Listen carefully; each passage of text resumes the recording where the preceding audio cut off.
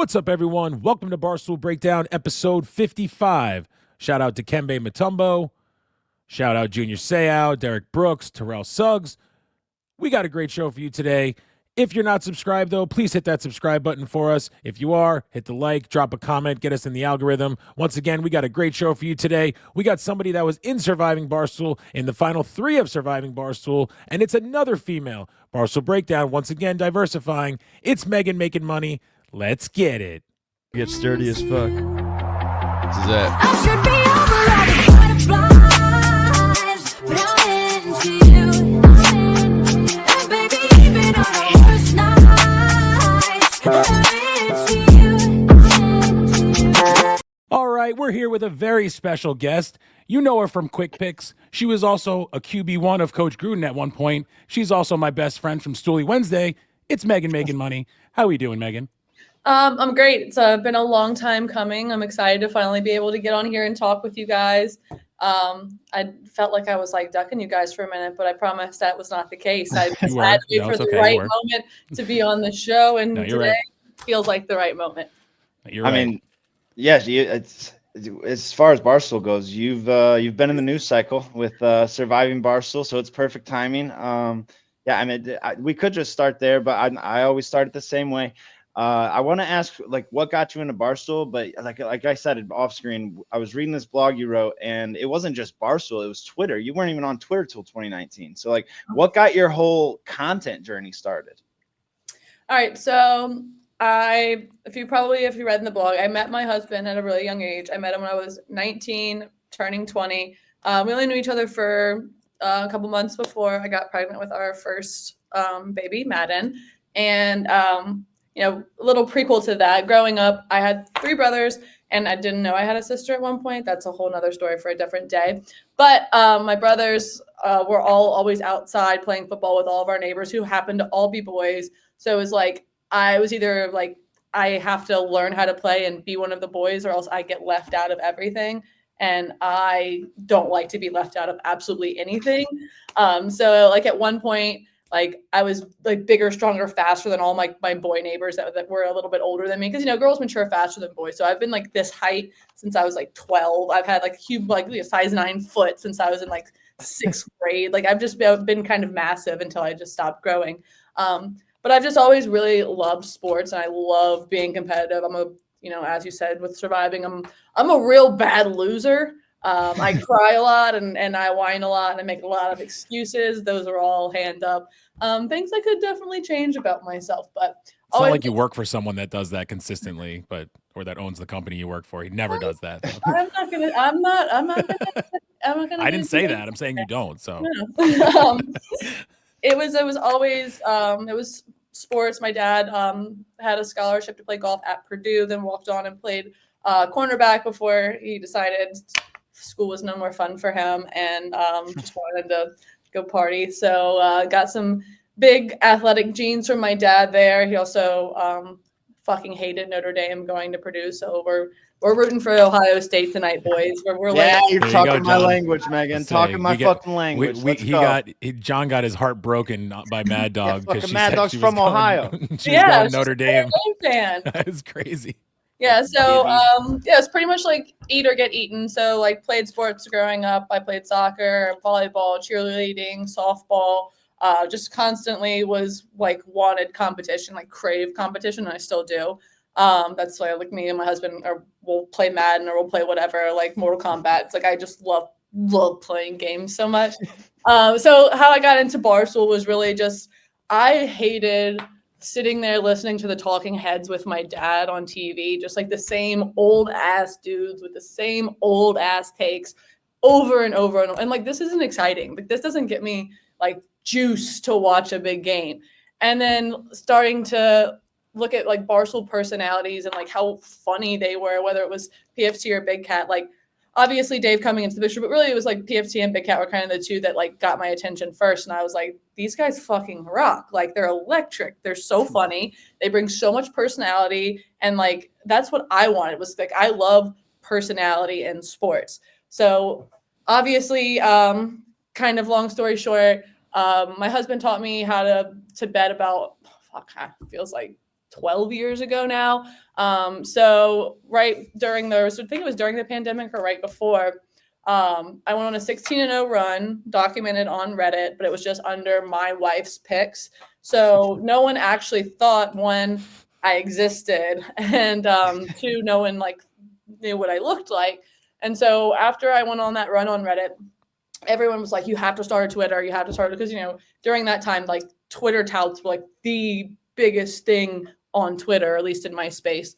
So I made this Twitter, I post my picture. Everyone thinks that my husband is using this picture to like be a tout and sell pics under like my face. So I ended up making a video, so on and so forth. And I worked for a competitor at one time before I worked for Barstool, doing, you know, I was interviewing Pat McAfee or Vince Wilfork, doing stuff like that, while also doing gambling content. And then Dave messaged me and was like, hey, I heard you're not happy in your current situation. We kind of had our back and forth, and it just so happened I was on vacation. Everything at this company happens when I'm on vacation. It never fails, ever. So I had a contract waiting for me on Sunday and a call with Erica and Gaz. And after that, it's been almost 5 years now. That's incredible. It started with just a bet. It was Niners Seahawks, right? You said Yep, Russ was gonna that was cook. the first one, and my husband was like, the Niners are gonna fucking cook the Seahawks. I was like, 12th man, Pete Carroll, you don't know what you're talking about. So that one wasn't technically on Reddit. That was just the one that started between he and I. And then he was like the Niners should not have lost. Like that should not have been a thing. And he was like, let's see how far you can get with this. And I was betting against the spread. It wasn't just like, again, talking heads being like, I'm taking the Kansas City Chiefs to win. It's like, obviously, that fucking chick on ESPN that's like what 31-2 because she just picks a winner. No way. Yeah, I would say that's just Mark I might have Titus worked on with that mostly. girl a long time ago. We'll see. yeah. There's another interesting part in that blog that I didn't know. Your name was inspired from Megan Thee Stallion. Yeah. How'd that work? Obviously, so I was a stay-at-home mom for 7 years before I started making any internet content. And my husband, I thank God for him, because he like pushed me. He was like, you are entertaining, you're beautiful, like you're good at this, like put yourself out there, like you can do this, basically. And like was and still is my biggest hype man. So like, shout out Mr. Making Money. Dude. Yeah, he's the fucking man. He's the best. He really is the best. But whenever like I started, I was just so insecure and so nervous. I hate like listening back to my voice and my laugh. I think a lot of people like can agree with that. Like just hearing your own voice from someone else's phone, it's just like, stop, don't do that. I don't listen to any of Fucking these. worst. Right. So I had to like kind of feel a little like funny about it. So I was like, there was a song that I'm a big Megan Thee Stallion fan, but this was like the Tina Snow albums. And there was like a part where she's like, bitch, it's Megan making money. Who'll get like me? And I was like, And so then I tried to put Megan making money, and it couldn't fit all the caricatures. So I took the G out, and we're Megan making the rest money. is history. Yeah, That's that was history. what a legit take out there, because that G would have just made all the difference. Oh, it would have been awful. No way. My personality at all. Dave would not even have noticed you at all. Yeah, that's it. We're broken it all up. No, Megan's the real G. No G necessary. Yeah. That's just yeah. Thank you. Like I always say, it Roan's my 1-1 man. So I look up to that guy. The bars is. So you get hired by Barstool. Mhm. Was it blogging at first, or was it like small content for ads, or So like, how does that work for you? Whenever I first got hired, we were still owned by Penn, and so at the time, that's when like sports gambling was. I mean, it was like it was the only thing people were talking about. Everyone was I mean, think about like the year of the pandemic. How many faces from? I mean, you're still seeing like Kevin Hart, Shaq, who it doesn't matter who it was. Like they were talking about sports gambling, and so right before COVID hit, I was like giving out picks steadily on Twitter, and then COVID hits, and I'm like, fuck. What am I going to do now? Like, how can I'm growing something here. Like, how can I continue this? And so I taught myself how to bet the ponies. And so from there, I got real fucking hot on horses. And I was putting out like daily doubles. A lot of it was chalk, granted. And it's such an extremely hard sport to truly handicap because it's the one where you really can't talk to your athletes. Like you can't go up to his head and ask him how he's feeling before the big race. So I taught myself how to do that. So it's basically it's also a little funny story. They saw me whenever I was working for the competitor, and there's a video out there of me being like, I forget who it was, but I did a shotgun for an anytime touchdown. An anytime touchdown hit, and I just shotgunned a beer. And when Penn bought Barstool, they were showing a slideshow of what not to do while gambling. Guess what? My picture's right on the front of that. A beer, talking about me hitting an anytime touchdown. So I had a friend that worked for Barstool before I worked here, and they texted me. They're like, "Yo, you're already got a foot in the door. Like they're showing you at a company-wide meeting, like what not to do." So I just kept putting my content out, and it came to a point where I was going to renew with my old company, and I got hit up by another person and Barstool, and I basically was like a three-way like race to feel like, okay, what am I doing here? And I think that's how Dave found you though, because he's big in horse racing, and I feel like that would be. So I think he saw a lot, like he would see me tagged in a lot of different stuff, but yeah. It was, I know Mintzy had the job here first, so he kind of had put my name in Dave's ear. We used to have a guy, Westy, who worked for Penn, but he was from Baton Rouge, so he was watching my content, kind of put my name in Dave's ear a little bit. And so whenever he first messaged me too, he was like, "Are you her?" I'm like, who's her? He's like, Megan making money. I'm like, yeah, that's me, and it was just, again, was like on vacation. So it was just crazy. But Penn needed a female gambler, and I don't want to say the first one out there because I got to give Kelly in Vegas and like Pam Maldonado and other people like that their shine. But I think I was like the first non-serious sport, like woman sports bettor to like come out, know what I'm talking about, but not be like hardened about it, not be like, make it like my entire personality, make it more like fun and make it like Barstool. So that's kind of I think that was kind of Dave's thing where he saw me. He was like, okay, this girl obviously can bet. She can we get numbers from her. Let's see how that happens. And then my first day, he throws me in and fucking makes me pick a home run stream, which just, again, makes me sweaty to this day. Yeah, that was Gallo, right? Yeah, well, the issue was there was a Poirier fight that night. It was Dustin Poirier versus Conor McGregor. And Dave told me, he's like, give me a bet you're passionate about. I was like, I want Poirier on the money line. He was a dog. I was like, that's who I want. That's my pick. That's my guy. That's where I'm from, Lafayette, Louisiana. Like, I know that this is his fucking fight. And he was like, well, Robbie Fox is already, and obviously, again, respect to Robbie. Robbie, that's Robbie's field completely, that he owns that. But that's what I wanted. And he was like, you can't because Robbie's taking Conor. It's a big, big moment for Robbie, blah, blah, blah. I'm like, fine. He's like, pick somebody for the home run derby.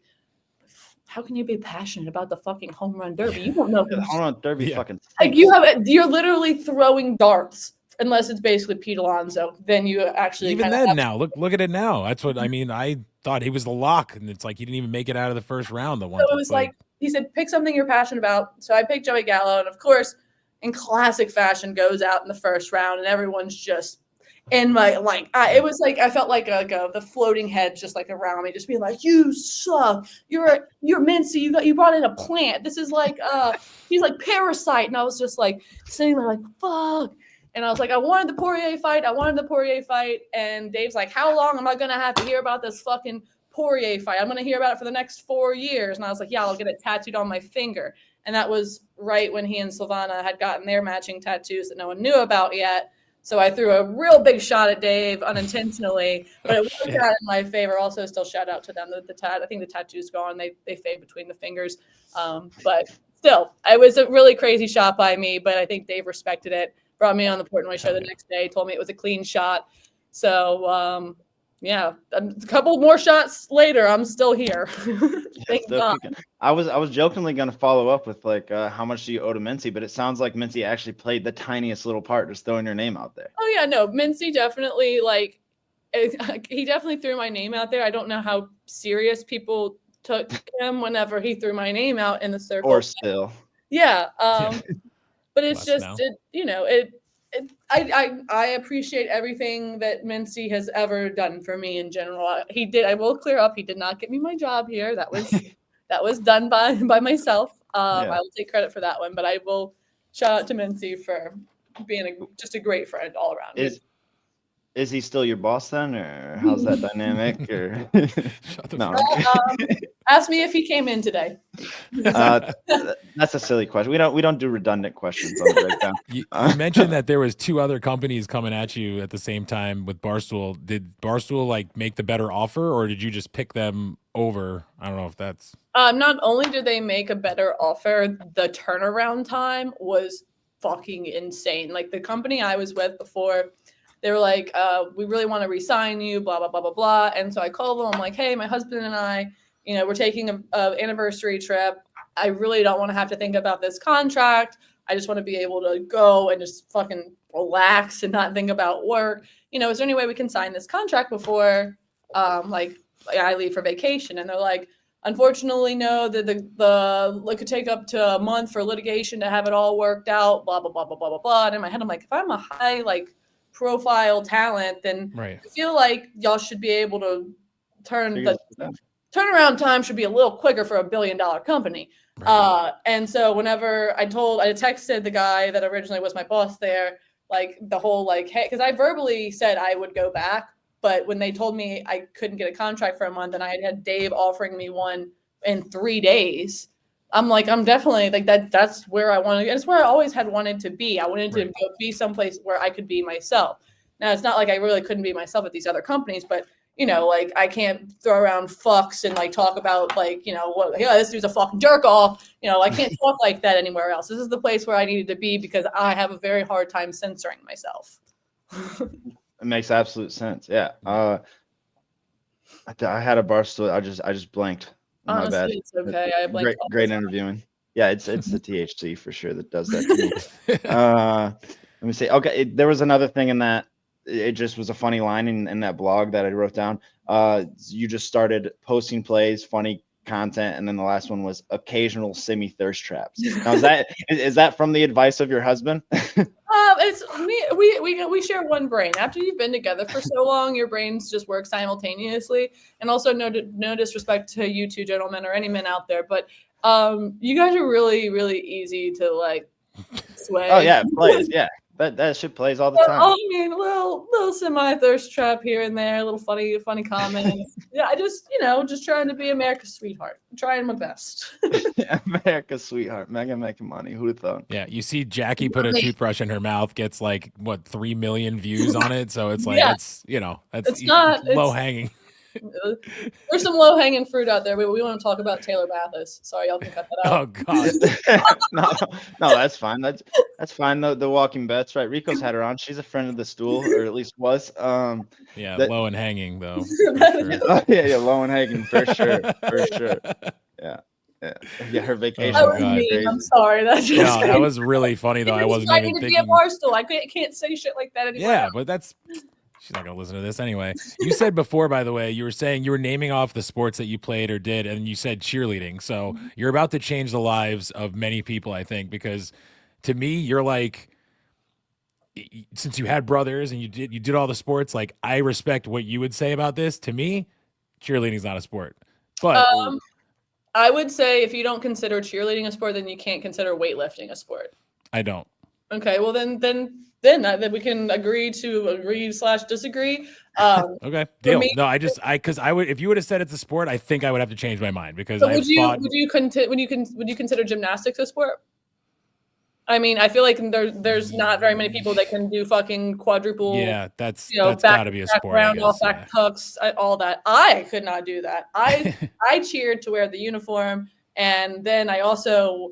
It helped me stay in shape for my other sport. So at one point, as a sophomore, I was doing one-man stumps with 125-pound girl, lifting her by myself, over my head. I was a beast in high school. Yeah, that is a beast. God damn. But yeah, like I said, nothing against cheerleading at all. My wife was a dancer and a cheerleader and all that stuff. And I work with the lady that used to cheer for the Ravens, and I just give her shit all the time because I'm I feel like those sport is on the field. Are more dance. dancing. Well, yeah. Like, But I'm Talk about the saying she crowd, did talk to the competitive though. crowd. So I've seen all the competitive. There's a crazy competitive cheerleading team like here that for the younger kids in where I live here, and I'm just like, okay, I could see that part of it, but like, you know, like as a person who played sports, like they're the ones that are cheering for us, not, you know what I mean? So I guess that's why. But Frankie, like I said, once you said that, I was like, okay, well, I trust this. Whatever she says is going to be a sport or not. So You go watch what Bring It- misogenic thing do you think I'm saying now, Jonathan? No, you go watch Bring It On and tell me it's not a sport. That Bro. shit's competitive. Bring It On is literally, if I could probably line for line quote that movie. My sister and I watched that so many times back in the day, dude. it's a great movie, and It's they're insane. great athletes. Insane. just Yeah. girls out there flipping, doing crazy shit. I mean, again, like it I might hated not Gabrielle be. Union. It might not be a sport Oh. as in like as in like a team sport. Like I wouldn't compare it to when I played softball or volleyball or soccer. Like I feel like it's more like an individual, like as much as it is like a kind of a team because you're doing stunts and all these things, it's more individual to where it's like if you fuck up, you fuck up everything. You know what I mean? Like Right. Yeah. it's like you're a pitcher. It's like if you mess up one like cradle the wrong way, if you're not holding a foot correctly, if you're not getting her up in the air to where she can grab the other foot on the right timing. You know, also men, y'all don't really have rhythm. So I would say rhythm needs to be something y'all figure out I was gonna before say. the cheerleading being a sport. Listen, Did you not see me? Did you tap. not see me at River North that night? I think you must have missed it. I don't miss much except whenever I've had a couple too many drinks. Yeah. Okay, fair. You were wearing glasses inside, so I took a tap and then a hip hop and jazz class. I got a little rhythm. Let's in see some moves. Come on, bust them out. Right now, do I gotta stand up, and start Oh, dancing? God. I can make money. Let's see. Hold on. We got this. They taught us this one, right? Oh, okay. Right? You can't see it, and then I got this one. Right? Oh, all right. oh my god. That's it. That's about it. That's about it. I'm making the Thank you. Barstool Breakdown boys dance for me. That's That's it. right. Any- any- Barstool anything break to make it dance. Dance. Oh, that's gonna be. I mean, Derek did a fucking cartwheel our last live stream, so I don't mind doing a quick two-step. I was gonna say, Who's whoever it jumping in? is, tell him to jump in. Yeah, say what's up. It's Lukey Blutman. He just wanted to. Oh, he's got to come on here soon You want to too. say hi? It's Barstool Breakdown. You want to just hop in real quick? What's up, Luke? Go OH. I know. There we go. What? I'm gonna put on the parlay just Jeremiah Smith touchdown, and then for your record, I'm gonna do money line and Jeremiah Smith touchdown. All right. Yeah, that rocks. Perfect. Thank you. I put that out anyway. Thank you. Sorry. Oh, that's a great play. I'm tailing. I got to drive up to Michigan though. I can't fucking place player Nice. props in Ohio. Yeah. What? I'm in Toledo though. Yeah, it's only a 20-minute drive, so I just got to go north across the I border. only have one app Park in a anyway. You Mexican guys- parking lot and get out. Dude, you You guys don't can't- even I- have the Hard Rock one. I couldn't here. even tell you guys like any player or anything that Illinois football, basketball, anything because we can't bet on anything here. So it's like basically they don't exist in my brain. Like Yeah, that. the Illini are no more. Yeah, and they were a decent team this year too. They were actually a fun team Yeah. to play. Speaking All of right, well, I'm plays- just gonna say, go finalize. ahead. I agree. We are not disagreeing on anything. I think the cheerleading thing, it is a sport. It's a different type of sport, like you were saying. I'm with you on that. I was wondering what your feelings were because, like I said, the person I work with, she was competitive cheerleader, and she's like, "No, it's a sport, just like baseball or football." And I can't get that through my brain. So Yeah, We're- it's just different. It's just like correct. That's all we'll say. It's different. so like even down to like timing, like with baseball or football, it's more like muscle memory. Where with cheerleading, it's like you're learning different dances each and every Right. week. So it's not necessarily muscle memory. It's just literal memory from having to fucking practice like crazy people. It almost reminds me of like singing, like that. Like it's like Yeah, you know what I mean. kind Like of. so that's why. No dissing to any cheerleaders out there. No, that's what I'm saying. I like not that we have many female viewers of this show, but like I always say I don't want any smoke from the cheerleaders. I just want to like get my take out there and make sure that they don't hate me for it. So No, I like what you're trying to do, Frankie. Get the female interaction, engagement up on breakdown. That's a smart play. I didn't realize That's you were what I so said. passionate about cheerleading before this. we're going back to back Um, females interviews. This is first time ever. It's You were just mentioning plays. I'd be remiss not to bring up the best show right now running for quick picks. You know, it's quick picks, and you got to be ecstatic that the producer change you gonna have, say. Nikki Clicky back there now. Well, it was Nikki Clicky, but Nikki Clicky got bumped for Luke Blutman. Nikki Clicky, Still better. we know Malisak. You know, he just like me, full of excuses. always fucking up behind the keys back there. But he also hates you because you're a female, so it must suck for you. He's probably He just hates always me. He favoring hates Che so- and Brandon. Yeah, there's a lot of things. Malisac is so far up Gruden's ass that he can probably smell what he had for breakfast. But you know what? I respect it because Gruden needed a guy that was gonna like be with him constantly, and Jake is exactly that. We love Malisac. I honestly give him shit all the time, and he'll DM me and be like, "Hey, good tweet, that was funny" or something. When I'm like, No, I think I said love the Malisac. one oh actually I don't know if he said it for this one, but it was when the Kenzie show's coming out and it said there was 80 females that signed up for his and there was 3,000. I was like, well, why didn't you talk about the 5,000 guys that signed up for Jake's show? So Yeah, it's we like, were. That was a rough like going. Like the oh, that's first right. You had to go Oh, through you did it Oh. too. Yeah, the first hour of going through Oh. entries was so much fun with all the girls. And then, like, we all had a couple high noons. We got Chinese food. We were having a great time. And then, like, after we all got through like 350 apiece, we were all sitting there like, fuck, we don't want to do this anymore. Yeah. We were just talking to Mad Dog about it, and she was saying, like, obviously there's like instant throwaways if they don't golf. Did you have anything like you saw? I was like, oh, that's an instant throwaway. So Mackenzie definitely said she wanted someone taller than her, and Mackenzie's like tiny little bean. She's like 5'2" maybe. So anyone under, respectfully, I love a short king, but anyone under 5'6" had to go. Anyone over the age of 38 had to go, unless unless you went to like your pictures. Yeah, she was okay with like guys with like kids and stuff as long as they weren't still married.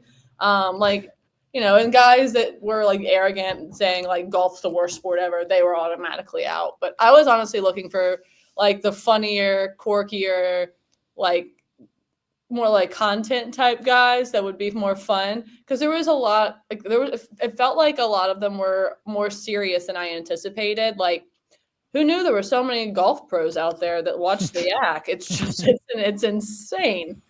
Yeah. Yeah, one of the applications turned out to be Barstool Beef, and he got hired there. No, I can't imagine. The best part of that show is going to be like, sorry, Jonathan, but there's got to you're be good. what, 7 or 8 of you guys going through these. So like, you're looking for content people. Kate's looking for like the obscure guys, probably. Mad Dog had her own thing. Like, everyone's going to have different people. I couldn't smoke. No Right. smoking, no vaping. Like, couldn't any. And Kate's like, but like, I think those two guys are really fun. I'm like, I do too, but that's not what Mackenzie wants. Yeah, She of was course Kate mentioning that does. too on the yak. She's like, yeah, I kind of let a couple slide, I think. Like, it was- Yeah, Kate's favorite thing is a drunk cigarette. Still, Yeah, yeah. I mean, honestly, it hits different. it does. It's different every time. You have another great show that I think. I mean, another quick running show. Makin Munchies. Yeah. It's awesome, and it fits your vibe perfect. What's your favorite munchie from that show so far? Oh, that's a good question. I have a new episode Good coming question, out thank soon. you. It's with Chaps and Kate, and we're actually showcasing this. It's a liquid diamond cart, 99%, fucking fantastic, and we get really ripped in that episode. Chaps had never hit a bong before, so he got to try that. The show is great. I absolutely love it. Favorite munchie I've made probably to date. Might have to be. I might have to go with the surprise egg rolls. They were really fun. That was me and White Sox Dave's episode, and it was like a birthday celebration extravaganza. But we both got just so ripped that we were gonna make egg rolls for each other, but we ended up just like making what we wanted to eat because we were just so hungry. And it was a lot of fun too, because you get to roll joints, roll egg rolls, and then of course White Sox Dave went rogue and like tried to make this weird sauce that like burned up the entire kitchen. I'm like, I had like 16 different sauces like for him to like use, and he's like, no, I'm gonna make this maple bourbon bacon sauce. I'm like, what the fuck? I love White Sox Dave. He always keeps me on my toes.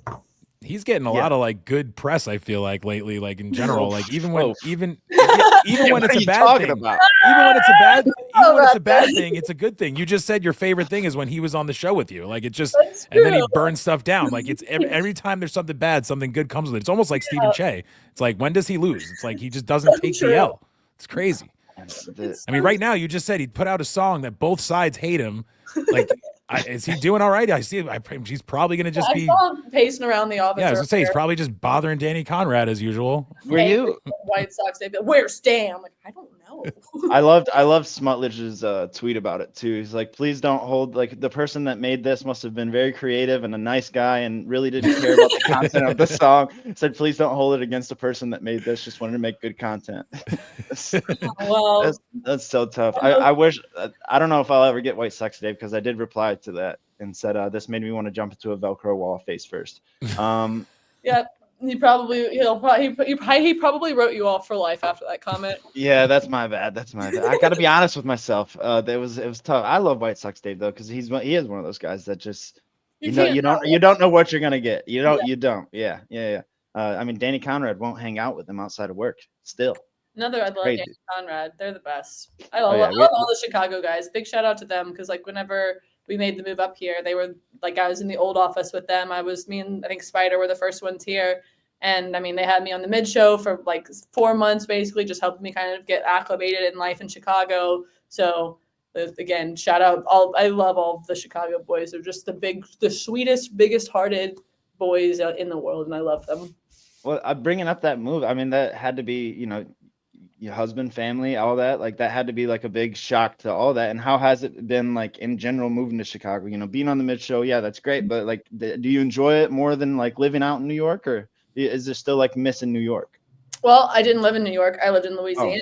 So That's right. I'm stupid. Bad interviewing. if you read the Pinnacle, then you would realize that it's from Louisiana.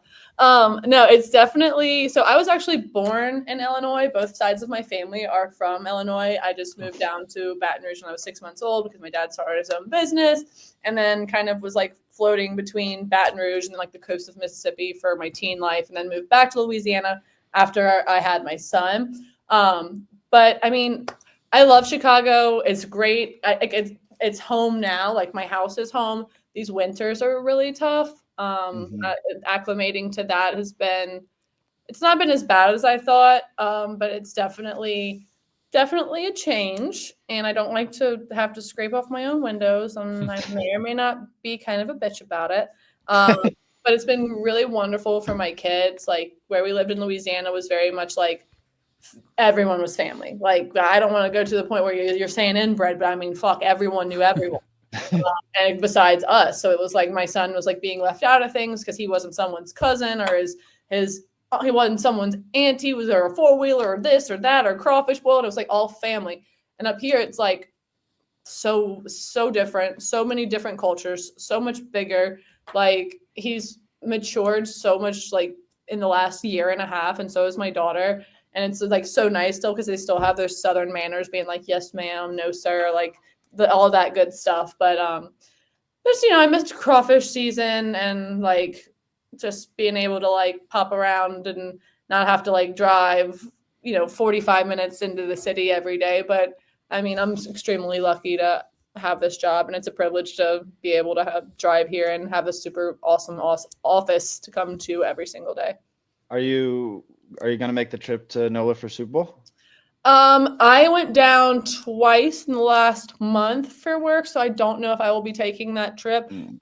Don't get me wrong. If I'm invited, I would love to be able to go. However, if I am not invited, I have no problem sitting on my couch, drinking a couple beers and watching the Super Bowl from home. Yeah, that's fair. Yeah, I am. I'm officially gonna make the trip. I just told my boss yesterday, so I'm gonna make the trip down, try to chase around the guys like I did last year. Well, We already have a great time, and New Orleans is a fucking amazing city. Have you ever been?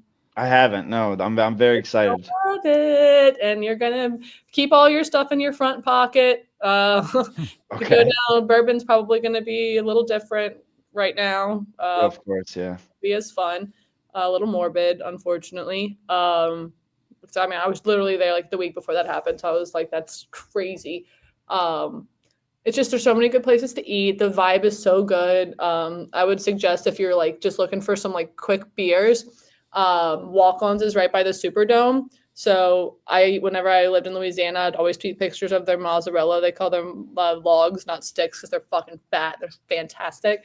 They got great beers there, great everything. And then also in New Orleans, my favorite place to go to, it's like really divey, but it's got great food and like so many different craft beers. It's called Cooter Browns. So that is my that. Cooter, as in like Cooter, Cooter, and then Browns. I thought my mind was in the gutter, but I was like, it Oh has no, to. it's in the right place. It's All right. I fucking love that place. It's a dark bar. It's got great food, great energy. Like, well, you'll love that place. I'm looking forward to it. I'm gonna check out both of those places when I go. Yeah, I'm excited for the dozen and all the New Orleans stuff. I have to turn to it. Like I said in the beginning, Surviving Barstool just happened. You had a hell of a performance. I feel like as a fan watching from the outside, obviously we did the live shows and we're building it up, giving our takes as honest as we can. Through the game, you said it all in your speech. It didn't seem like you had an ally. Big Cat was tied up with other people when it was supposed to be you in the beginning, and then you make it all the way to the end. You do it yourself. I mean, it was truly an impressive game, Megan. And yeah, kudos to you for making it. I think what's that? The second time you've been in the final too in a show like this, because you had 3 rat three. race, dangerous games, and now surviving. Damn. Yeah, I mean, you're a stud in these games, and Second an place, ultimate. baby. Yeah. I don't know. Kind of like I don't know. I the don't even Philly know how to Mays ask the of question. Barstool Games now. Yeah, reflecting on that experience, like it's got to be like surreal rewatching yourself like live through all that. Yeah, definitely some PTSD from that. People don't really understand that we filmed all of that in 7 days, like 7 days. So I was away from my family for 7 days. I'm also a 32-year-old woman that has a fucking schedule. So it's like I didn't have my own shower, my own like skincare routine regimen. I didn't have like my little setup with my little bowl of smoke every night before I went to bed. Like I think you guys have regiments, right? Like you like to be comfortable in your own spot. So being here for 7 days, not having my regimen, having to sleep in a room with, some people's dream might be in a room to sleep with Big Cat and Taylor Lewan and fucking not me, respectfully. I would like to sleep with my husband in my house. But had to sleep in it was so hot that first night. Dave was basically ripping the thermostat off the wall at one point because we couldn't get the AC to work. So we were all just dripping. Like the room smelled like just wet fucking dog in the morning. We're all sweaty. We're all gross. We're sharing one shower, and the shower that's the yak shower, and all the boys pissed in it the entire time that they were here. And so I had to wear shower shoes like I was back in college. The food was like not, sorry if whoever, the food wasn't great. And I was too anxious to hardly eat any of it. So I'm not sleeping. I'm not eating. I'm high anxiety situations every day. As you said, I come in and I didn't work or live in New York. So I don't have any relationships like that. Every single other person basically went in with somebody kind of attached. If you think of Dan, you think kind of Dave. Like regardless, you don't think going in that they're gonna like be allies, but you think of one and you kind of think of the other when you think of Barstool. Like you think of Will, you think of Taylor, you think of Biz, you think of Wit. There were so many people that already had just natural connections coming in, and I unfortunately, again, didn't have really, besides with Mintzy, but Mintzy, yeah, that's tough. Yeah, I'm like, it's like I'm gonna fucking hook my wagon to Mintzy to try to win 250K. Absolutely not. It's just that just doesn't. In what world does that make sense? I mean, so I guess, and again, like not sleeping, not eating, all of that obviously played a role in my emotions and the way I played the game and this and that, and it's like, there were some things that I definitely wish that I could have done differently. But then it's like, all these people are like screaming at me. And like Rico got all mad about the whole, like, we should have tried to flush Rhea's idol. Well, like what they did I don't say a poor job, but they didn't show, like, when we voted Biz out, Biz basically brought us all the girls in the corner and like, he's like, y'all have to stick together. Like if y'all are voting for me, like promise me that y'all are going to stick together. And I didn't really lie to anybody, so I wasn't going to fucking start there, especially lying to Biz, the literal nicest guy in the entire world. Like, literally so nice. And he's, like, looking at me dead in the eyes, be like, you're not lying to me, right? And I'm like, no, like, I'm not going to do it. And it's just like, again, I, like, during that pink wedding when I had Kirk and Big Cat telling me to write down the same name, it was like, I was so flustered and I was so tired, and I was just like, at this point, I'm just gonna write down Rico's name for the rest of this thing. I don't know, like I don't know, and it's just, again, there was a lot of things that I wish I could have done differently, and I wish I could have explained myself a little bit better at the final. But whenever you're looking down at your feet and you're like seeing 250K just like 3 inches to the right, it's like you can't really choke out a lot of words at that moment. Yeah. But Yeah, I it's, mean, it was a lot. It was mentally, physically, emotionally a lot. And I think anyone that was watching the show, obviously from the outside, you guys didn't watch the whole show at that initial speech, right? So everyone kind of sees it through a different lens that's sitting in that jury. But watching the show, I mean, your speech was dead on. It's like I had to make it through 2 tribes by myself, and then I won 3 challenges. I was like, that's the best you can do. And sadly, you know, being cutthroat gets rewarded a little heavier in that game, and that's kind of what played the difference. I feel like. Yeah, and Rhea definitely played a better game than me. She deserves, she deserves the 250K. It just, again, it was just, I like wish I could have done things differently for things to have shaken out in my favor. But I also am proud of myself for sticking true to like who I really am, and it's not a person that I'm not. I don't want to say I'm not a good liar. I would like to think that I'm a good liar, but I think my heart is just like way too. Like, I don't like people mad at me. I don't like confrontation. It's not really, unless like, I don't like confrontation unless confrontation is brought to me and then I'm fucking ready to like rip somebody's head off. Yeah. Like, I don't really like, it's just not, I was just like Biz. Like, it wasn't really my game to be playing this like master manipulator plots or like I've been here for, as I said, for almost 5 years, but I've only been in the office for a year. I'm not trying to fuck anybody over that I have to come see on a Monday morning. And I'm not trying to fuck anybody over that can go to New York and talk shit about me and I'll never know because I don't live and work in that office. It was, again, it was a lot. And I'm just, there's a lot of things that I wish looking back that I would have done. But again, I just had to slide through, and I really thought I loved my speech. I'll say that till the day that I die. That's the best one. I was waiting. I was waiting to say this. Like, I literally, I fought for you on the finale show that we did Thank and you stuff. for that. And I know. I listen and I appreciate that. I know, and that's why I was saying, like, everyone's like, "Oh yeah, you're just trying to because she's your best friend." White Blah, blah, blah. And I'm like, lighter. dude, I just said there.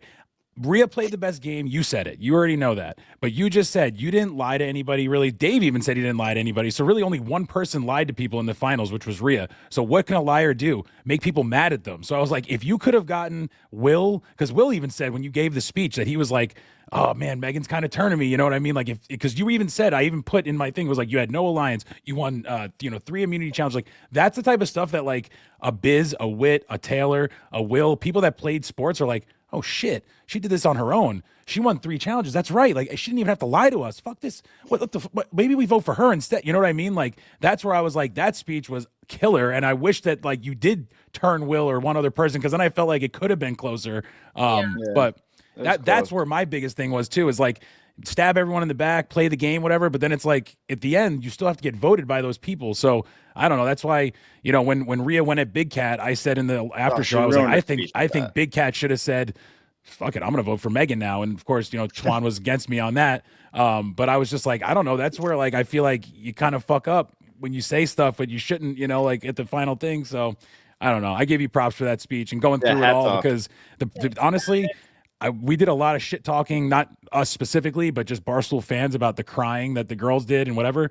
I mean, Big Cat quit the game. So mentally, like, it's not like the girls were the only weak mentally people. Like, Big Cat quit the game. I mean, other people were like, everyone was broke at that pink Wit, wedding. I would say Wit is still like clueless of what's going on, I feel like. So it's like, I mean, you girls like going through this shit, like, believe me, there was times where I was like, all right, enough with the crying already. But it was like, I also am not in that shit. And like, after thinking about it, I'm like, I would probably be crying as a dude. I don't know. Like, I wouldn't be able to handle that shit. So every scenario too, that like people are like, you should have done this, you should have done that, you should have done this. It's like in my head and in that moment, no matter what what move I could have made, or if I tried to make a move, it was going to come back and explode on me. And I was like, I was trying not to implode. I was surviving and advancing. And that's all that I knew that I had. Because again, like, as I said, respect to Rhea, she played a great game. Maybe I should have reached out to a shit ton more people before the game, but I was also afraid because Dave was like, if you talk about the game before the game, you're out of the game. So I'm like, I was lucky and happy to be a part of the game. So I was just like, I'll talk to Dan and Jerry because they're the only people in the office.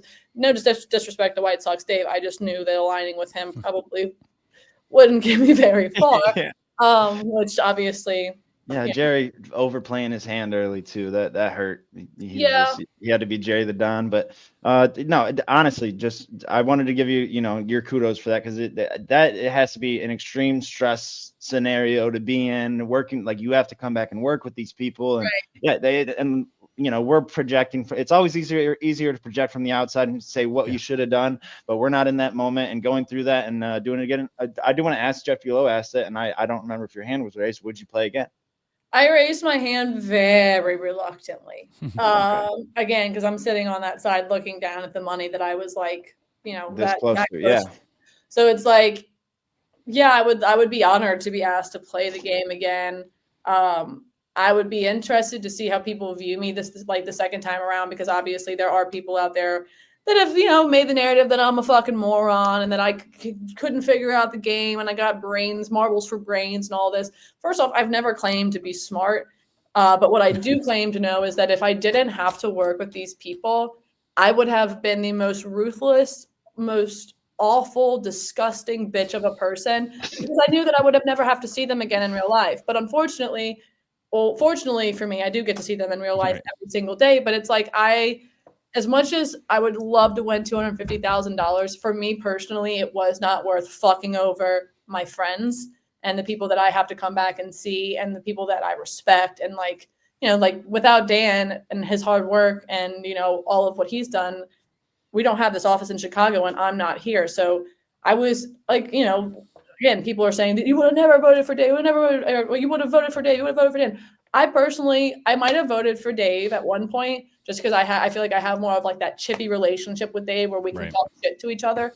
But I don't think I could have ever gone against Dan, because Dan really, he's responsible for my and my family's happiness here in Chicago. So it's like, that was my first alliance. That was the first person I wanted to talk to, because I respect him so incredibly much that it was like, if we can work together just for a little bit, I can show you that I not only in real life, but also in this game that I'm loyal to you, I feel that's a good trade-off. And it felt, my heart didn't hurt leaving. It hurt leaving the money, but it didn't hurt leaving anyone upset at me. Right. Well, you didn't make any enemies or do anything where somebody thought I guess maybe it's just Kirk, whatever I was saying, but I guess that's kind of anybody. That's everybody. I was gonna say you could do anything. I mean, we just said that, I told him, I was like, oh yeah, I used to co-host Julie Wednesday, when I shook his hand and he just walked away from me and never talked to me again. And I was like, yeah, so that's pretty much, how it goes. But it's funny that you mentioned that too, about people saying, oh, you never vote for Dan, you never vote for Dave. And then people calling it rigged and blah, blah, blah. And Clemmer saying things. I've never seen this on Survivor. I'm like, you're not playing Survivor. Survivor isn't with a bunch of coworkers at an office. This is Surviving Barstool. It's a different show. Very similar. I know. I get that, but it's not the same thing. You're playing with people. You got to know if Dave Portnoy is going in there, he's going to be the favorite to either get voted out first or to win the game, I guess, depending on the person that you want to align yourself with. Right. Those are people that have so much more respect. Again, I didn't have a fucking 10-year NFL career. People aren't looking at me and being like, oh, she can really do something. I just so happened to get lucky enough to make content and work here. Rhea and Fran have this amazing brand with Chicks in the Office. And then we have had the Bussin' Boys. We have $1 million worth of game. We've got PMT. We've got Davey Day Trader, BFS, which again, Bree was supposed to be on the show, but then it ended up being Mintzy. We have all of them. Keeks has Taylor Watch with all of these humongous brands. And then I got me smoking weed in the back with Stu Feiner occasionally. You know what I mean? So it's no one's really going to put their trust into me. But maybe if I'm playing next year, they'll see that I'm good in the underdog role. I'm pretty clutch, and that, they probably compete your ass off. Well, you've also been there. I was saying, when you get there, it doesn't matter how you got there. You got there. So people want to know and want to align with you at that point. So if you do ever play again, which if I was in that game, I don't know how the hell I would ever play again. It just seems like just a bitch of a show to have to do, honestly. But some of the best content, I will say. It was bad. It was like yeah. But all smelled so bad too. I was DMing you sometimes being like, I feel so bad that you're going through this, even though it was months ago. And you're just like, thanks. It was like, I had to harbor that for 5 months because I can't even imagine. We didn't know the results, but I could, as a woman, I could tell the way body gestures and how people were talking and how things happened afterwards. I could tell like what the vibe was and that I Right. did not win the money. So like once I realized that, I was like the Flash. Like as soon as we got done, I basically ran to the back, put everything I could into. I'm like crying, shoving Tommy John shit into my suitcase. I'm fucking throwing the dress from the pink wedding halfway through the studio. I'm a wreck. And I drive home going like 75, just bawling my eyes out. You're like, I'm never going back to that office. Meanwhile, I turn around, I'm right back on Monday. Yeah. You swung over my girlfriend. I got her into the show, and you were her favorite all the way through. She was like, "How are they not voting me?" She was very upset about That it. makes me I got- happy. I've gotten a lot of. That's one thing that shout out to Surviving Barstool. I had it. My Twitter was like 98.9% male, and I've got like a 4% female increase, and that made me ecstatic. I had so many girls message me being like, "I love your dress. You're so great on Surviving," and I'm like, fuck yeah, finally somebody that's not trying to tell me they want to fucking suck my farts. Like, you know what I'm saying? Like, I'm finally like I have a girl to talk to. This rocks. I guess I overlooked your DMs at Barstool must be terrible from some I of these can't fucking even. people. Jesus. Well, I did write down here that my wife said she loved your hair in the finale, and I was like, it's too much. I mean, And she's I'm like, not gonna no, lie. you just don't get it. That's what she told me. I'm not. I said it in the group chat. I'll tell you too. I'm not gonna lie. I was like watching it like a spiteful bitch, and I was like, Megan's way prettier than Rhea. I was like was tired of Rhea's speech. I was just so spiteful and anything. I was like, I was mad. I was very mad. But yeah, Oh my I God. understand your feeling. We all looked great. I would have to say Dave probably looked the best. Dave always he's a great. He looks great in a suit. You got to give it. Yeah, that's definitely. I do have a good transition out of that. Again, thanks for even sharing with us. I know it's just a surreal show to like even be a part of and watch. It's crazy as hell. Wait, did you keep the picture? Sorry, Jonathan. Did you keep the You're picture good. from Will? Yeah, I hung it up in the bathroom, in the women's bathroom. Nice. Oh, there That's you what I was go. wondering where that thing, because I knew that was like kind of a bit, whatever, but it was kind of funny that he did that too. Yeah. So I was wondering where those ended up. Yeah, I liked my little jab whenever I asked him if his wife got it made or if it was Rhea, since he decided to just fucking. That was nuts move. the dagger. That was the dagger there, though. That was perfect, like the perfect ending to that part right there. Yeah, there was so much outside shit that affected the game. You know, you have the contracts, you have Caleb, you have it was just a crazy game. And but yeah, to transition out of that, FMK, Joe Burrow, Jaden Daniels, Matt Flynn. Good question. I might have to kill Flynn, fuck Jaden, and marry Burrow. But Burrow is so fucking weird, but respectfully. But I don't know. It just when he's hot and he's I mean, he had the best he had the best college football team of all time. Like how can you not marry him? True. And Yeah, JD, Heisman winner. Yeah, I'm gonna. Well, yeah, but Yeah. I do love JD. That's why we'll bring him to the fuck. Matt Flynn, I do respect, and history tip the cap to history, but I'm gonna have to go ahead and kill him. And then, yeah, Burrow, I'll just let him be as weird as he fucking. I don't care if he's weird. Yeah, he's allowed to be weird. But these are all hypotheticals because I have my Well, of course. Yeah. bill at correct. home, but that I get to go all three depending on the time of day. I do have one more of those. Jamar, JJ, Malik Neighbors. Ooh. Okay, hold on. I think I'm gonna That's have tougher. to. Fuck, hold on. I think I'm gonna have to. I think I know what you're gonna say. I think. Fuck, this one's really a lot harder. I think I might have to. Fuck. I think I might have to kill Neighbors. Fuck JJ. Oh, this is so hard. Neighbors is a rookie Neighbors record was- breaker. I know, Okay, but I knew it, though. I think Chase has to be up there as one. Triple crown. Yeah. I think so.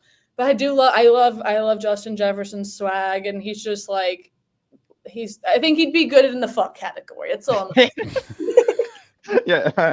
Shout out Mr. McElwain. Fair. I was gonna say, yeah. yeah. Sorry, Sorry, Mr. Making Money. I didn't No, he ask those asked me questions like these hypotheticals. I get these all the time at home, so I think when he does watch this, he's gonna know that it's all good fun. Yeah, no, Right. he was literally the funniest person ever that night at the Dozen. I was just like, man, I definitely need to hang out with you more when I come back to Chicago. So Yeah. shout out him for He's sure. definitely my favorite person in the entire world. So Yeah. Yeah. I get it. Fair. His Mintzy impression, him doing that for the blog we did, and then of course I blurred the Yes. whole screen to make sure that no one knew who he was. Yeah, yeah. He we even did. said, he's like, because Jonathan's like, I'm gonna put this in. He's like, no, you can't put that in there. You can't put my face. I was like, I'll blur the whole thing. He It'll loves be fun. to show his talents, but he doesn't like them documented.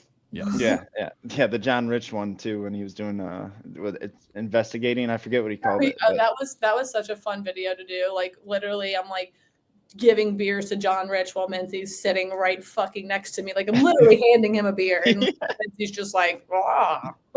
Yeah, it's the worst disguise of all time too. Yeah. That's my full list. I do have. I had one thing about the Barstool Games, which I don't even barely remember what this was, but I must have wrote this question forever ago because it says you were absolutely sick at goalie at the Barstool Games. Were you a goalie at any Oh point yeah, in your whenever life? we did, I played. So whenever I played soccer, I was goalie. Oh shit! Okay, because you were nasty. It was. I think it was that throwing game, right? I think it was handball. Yes. Yeah, Where we were- KB farted, I think, and then kicked the one. It was so fun. And then he went on his head. That was for a different game. But whenever I think it was the same time, whenever he went on his head and like scooted himself. Yeah, off, yeah. Like, the gym. I love KB is like all time like favorite people. He's amazing. I know I keep like gassing everybody up, but like I really do. That's love what this KB show now. is. This is like we talk about it all the time. This is the Barstool dick sucking show, as we Oh like to hell call yeah! it. So, slob all day long. Yeah. Well, KB is the guy that too. He's like, he even says like on a podcast, he'll be like, yeah, I do that all the time. I'll tell people like, oh yeah, we'll set that up tomorrow. And he's like, I have just no intention of doing it. And I think I listened to that like the day before coming to the office for the Dozen that night that we got the tour and everything. And he was like, oh yeah, what's up, man? He's like, oh yeah, Barstool Breakdown. I told Nick I'd do that show with you guys, whatever. He's like, let's set something up tomorrow. And I was like, oh shit, awesome. And then later on I thought about it, I was like, He's never. all right, that means that we're never going to talk again. Yeah. No, only time I've ever heard from KB was after Rough and Rowdy. He followed me and then hit me up and said that takes a lot of balls. Good shit. Respect. I was like, thanks, KB. That means a lot. Just a sweet baby Kyle. It's Yeah. just, Yeah, I don't think he would like to do this though. He doesn't like to Oh, share absolutely. No, story fucking like on, this, on, on the yak. Someone was like making fun, said, "What got you into Barcelona?" And then KB was like, "Oh, I hate that." Yeah, so no biggie. I'd say he's still fucking awesome. Still watch shows. He's the best. I mean, you're one of the best too. I had it Thanks, in my guys. notes. Just vibes at all the live shows. Everything that we've been to and seen you in person at. You're just always the vibes. Like Oh, Meg yeah. make money, always smile on her face, willing to take a pic, hang out, pass the pen, whatever. I even asked you, I was like, anyway, I could sneak up there, or no, you took the camera for me and took a quick video up there on top. Yeah, it was. Yeah, you're the best. So thanks for that. Do you have a favorite moment at Barstool? If you could narrow it down to one. Let me think. My favorite moment at bar. I have one right now. It's not my favorite moment. It's my favorite moment, but it's also a biased moment. And because obviously we have a lot of athletes come through these doors, and I don't really fanboy over a lot of them because I mean, we all are human. But when Paul Skeens came in the office, I might have fanboyed a little bit, and just like that handshake was like his hand just engulfed my entire. You just like it was. I was like, oh, I was just like it was the first time I was speechless, and then we took the picture and he did the hover hand, which was hilarious. I think that right now might be my favorite moment, just because of like how fucking cool that like the fact that I got to shake a hand that. Well, I don't even I think it was. Yeah, it was a story. It was just like that was cool as fuck. And then that would probably be. And then obviously I just enjoy coming to work every day and like picking up on the different vibes of everyone. Like now that we've added like a couple more women in the office and like things are a little bit more lively and Yeah, their job was at stake this week. yeah, but they seem to have made it through just fine. Yeah, it was a one-day ban. That's Do you insane. do anything with them, or do they like take you to do any of those things, or do you just like stay away from that? Sometimes if they ask me to do stuff with them, I will. Obviously, like I don't want to be like I'm too old for TikTok because I fucking love laying there and like doom scrolling until like I can't anymore. But it's just like I was already so invested in just Twitter and like my Twitter and my following on Twitter and what I was saying and like it's like I don't want to like diss them at all, but it's really hard to get followers on Twitter. Like it's like I feel like like it's all you literally it's like you're brick by bricking like every fucking follow that you get.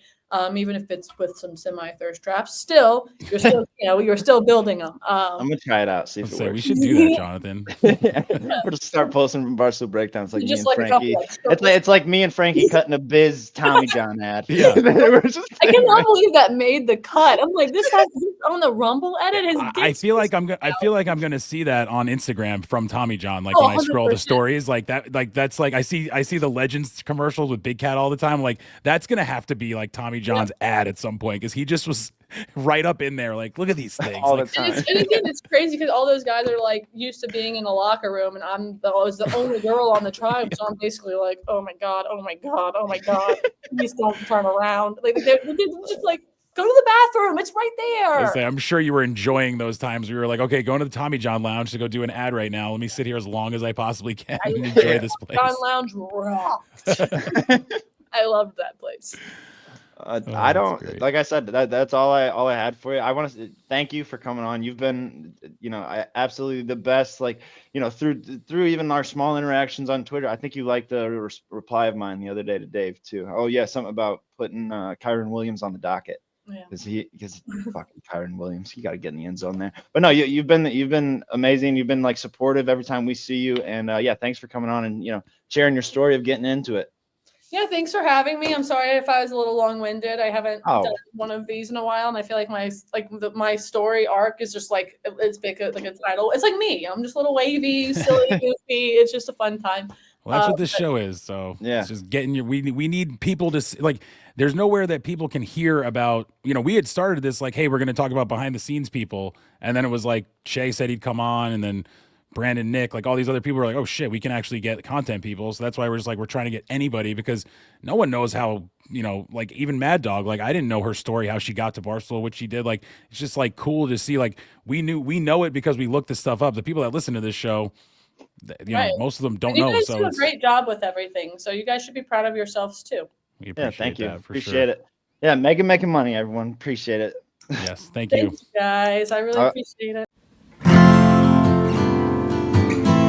It's the Barstool Breakdown. Go ahead and give it to me. Breakdown. Let's listen to those guys. Breakdown. What's happening at Barstool this week?